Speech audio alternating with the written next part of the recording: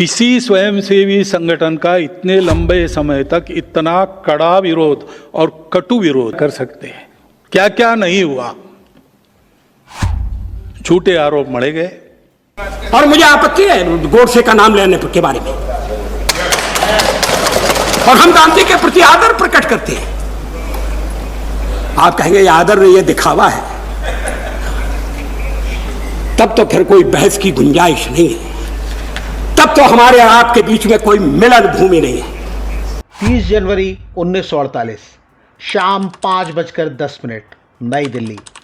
नाथूराम गोडसे ने पिस्तौल निकाली और प्रार्थना सभा के लिए जा रहे महात्मा गांधी को निशाना बनाते हुए 3 गोलियां चलाईं। 4 फरवरी 1948 राष्ट्रीय स्वयंसेवक संघ पर पाबंदी लगा दी गई। आरोप लगा कि गोडसे का संबंध हिंदू महासभा और आरएसएस से रहा था। गोडसे की पृष्ठभूमि का भी पता होना चाहिए। गोडसे आरएसएस का विरोधी था। गोडसे आरएसएस की अखबार में आलोचना करता था, और गांधी जी की हत्या की जांच हुई, और 2 बार जांच हुई, और सब जांच में निकला कि उसका हत्या से आरएसएस का कोई संबंध नहीं था। क्या दुनिया को यह कहना चाहते हैं कि गांधी जी के हत्यारे भारत में सत्ता में आ रहे हैं? अटल बिहारी वाजपेयी आरएसएस के पहले स्वयंसेवक थे जो भारत के प्रधानमंत्री बने। उन्होंने संसद में वही बात तथ्यों के साथ कही जिसे 77 साल यानी 1948 से लाखों स्वयंसेवक पूरे विश्वास के साथ कहते हैं। और मुझे आपत्ति है गोडसे का नाम लेने के बारे में, और हम गांधी के प्रति आदर प्रकट करते हैं। आप कहेंगे ये आदर नहीं, ये दिखावा है, तब तो फिर कोई बहस की गुंजाइश नहीं है, तब तो हमारे और आपके बीच में कोई मिलन भूमि नहीं है। आरएसएस ने अपनी वेबसाइट पर जानकारी दी है कि तब संघ ने महात्मा गांधी की हत्या की निंदा करते हुए शोक व्यक्त किया था। आरएसएस को लेकर गुस्सा इतना ज्यादा था कि तब के आरएसएस प्रमुख माधवराव सदाशिवराव गोलवलकर, जिन्हें स्वयंसेवक गुरुजी कहते हैं, उनके घर पर हमला भी हुआ था। गुरुजी के घर पर हमला हुआ फरवरी में 48 में। तो साहब एक स्वयंसेवक रक्षण करने गए, उन सबको गुरुजी ने घर भेज दिया, जाओ अपना समाज है, इस समाज ने जब अपने को सराहा तब अच्छा लगा ना, और वही अगर मारने को आता है तो मेरे घर के आंगन में मेरा रक्त बहेगा, समाज का नहीं बहेगा। आप सब लोग जाओ वापस। गुरुजी समेत 17,000 स्वयंसेवकों को गिरफ्तार कर लिया गया। तब दोषारोपण का दौर था। कई लोगों ने सरदार पटेल तक पर उंगली उठाई। इनमें स्वतंत्रता सेनानी लोकनायक जयप्रकाश नारायण भी शामिल थे। आरएसएस पर पाबंदी लगाए जाने के कुछ दिन बाद पंडित जवाहरलाल नेहरू ने सरदार पटेल को पत्र लिखा। पंडित नेहरू तब प्रधानमंत्री और सरदार पटेल गृह मंत्री थे।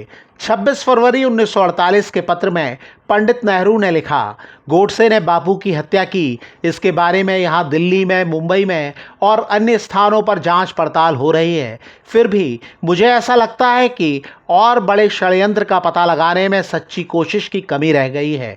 मैं अधिक से अधिक इस परिणाम पर पहुंचा हूं कि बापू की हत्या इक्की दुक्की घटना नहीं, बल्कि राष्ट्रीय स्वयंसेवक संघ द्वारा संगठित कहीं ज्यादा बड़े आंदोलन का एक हिस्सा है। आरएसएस के लोग बड़ी संख्या में गिरफ्तार किए गए हैं, जिनमें से अनेक लोग तकरीबन निर्दोष होंगे, परंतु उनके मुख्य कार्यकर्ताओं की काफ़ी संख्या बाहर है या अंडरग्राउंड हो गई है या कहीं कहीं खुले में फल फूल रही है। इन लोगों में से बहुत से हमारे दफ्तरों और पुलिस में हैं। उनके दल से कोई चीज़ गुप्त रखना शायद ही संभव है। कुछ दिन पहले मुझे एक जिम्मेदार पुलिस अधिकारी ने कहा था कि गुप्त रूप से कोई तलाशी नहीं ली जा सकती, क्योंकि संबंधित लोगों को हमेशा इसका पहले से पता चल जाता है। दिल्ली पुलिस में खुले रूप में ऐसे लोगों की काफ़ी संख्या है जिनकी सहानुभूति आरएसएस के साथ है। उन सब से निपटना आसान नहीं हो सकता, लेकिन मैं मानता हूं कि अभी तक जो किया गया है उससे अधिक कुछ किया जा सकता है। इसमें मुझे ज़रा भी संदेह नहीं है कि आरएसएस अनेक प्रकार से अभी भी काफ़ी सक्रिय है। अगर हम मानकर बैठ जाएं कि आरएसएस को दबा दिया गया है तो इस तरह का इत्मीनान नई बर्बादी और सर्वनाश का कारण बन सकता है। मुझे बताया गया है कि संघ के लोग बाहर से निर्दोष दिखाई देने वाली अनेक प्रवृत्तियां चला रहे हैं और इनका उपयोग वे संघ को अच्छी तरह व्यवस्थित और संगठित रखने में कर रहे हैं। 27 फरवरी 1948 को सरदार पटेल का जवाब आया। उन्होंने लिखा, मैं बापू की हत्या के मामले में चल रही जांच पड़ताल की प्रगति के लगभग दैनिक संपर्क में रहता हूं। इन बयानों से ये भी स्पष्ट होता है कि राष्ट्रीय स्वयंसेवक संघ इस षड्यंत्र में शरीक नहीं था।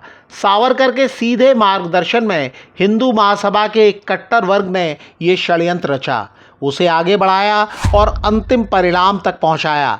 ये भी दिखाई देता है कि ये षड्यंत्र 10 आदमियों तक सीमित था, जिनमें से 2 को छोड़कर सब पकड़ लिए गए हैं। संघ के नेता दावा करते हैं कि महात्मा गांधी आरएसएस की तारीफ करते थे। संघ के नेता डॉक्टर मनमोहन वैद्य के मुताबिक 16 सितंबर 1947 को गांधी जी ने अपने भाषण में संघ की तारीफ की थी। उन्होंने वर्धा कैंप का जिक्र करते हुए कहा था कि संघ के स्वयंसेवक बेहद अनुशासित हैं, उनके भीतर छुआछूत नहीं है। महात्मा गांधी दिसंबर 1934 में संघ के वर्धा कैंप में गए थे। ये दावा किया जाता है कि उन्होंने स्वयंसेवकों से बात की थी और प्रार्थना सभा में भी हिस्सा लिया था। ये भी दावा किया जाता है कि महात्मा गांधी ने संघ के संस्थापक डॉक्टर केशवराम बलिराम हेडगेवार से पूछा था कि उन्होंने कांग्रेस में स्वयंसेवकों का ऐसा समूह तैयार क्यों नहीं किया। डॉक्टर हेडगेवार किसी समय कांग्रेस के सदस्य थे। इस पर डॉक्टर हेडगेवार ने कहा, कांग्रेस में नेता कार्यकर्ताओं को दरी चादर बिछाने वाले के रूप में देखते हैं, लेकिन संघ में स्वयंसेवक और नेता में कोई अंतर नहीं है। बहरहाल महात्मा गांधी की हत्या के करीब 17 महीने बाद यानी जुलाई 1949 में संघ पर से पाबंदी हटा दी गई। आरएसएस पर दूसरी बार 1975 में इमरजेंसी के दौरान करीब 2 साल के लिए पाबंदी लगाई गई। उस समय इंदिरा गांधी देश की प्रधानमंत्री थीं। ये दावा किया जाता है कि 1980 में इंदिरा गांधी की सत्ता में वापसी में आरएसएस की प्रमुख भूमिका थी। इस बारे में बात करेंगे, लेकिन एक अलग वीडियो में। आरएसएस को तीसरी बार 1992 में बाबरी ध्वंस के बाद बैन किया गया, लेकिन ये पाबंदी 6 महीने में ही हटा ली गई। गलतफहमी, आरोप, पाबंदी और तिरस्कार का सामना करते हुए आरएसएस ने 100 बरस की यात्रा में वो मुकाम हासिल किया जो कभी अकल्पनीय माना गया था। संघ के स्वयंसेवकों ने हमेशा यही मन में बात रखी कि ये सब होगा, लेकिन सब अपने हैं। 100वें बरस में आरएसएस शिखर पर दिखता है। आप इस पूरे मामले को कैसे देखते हैं? कमेंट करके हमें बता सकते हैं।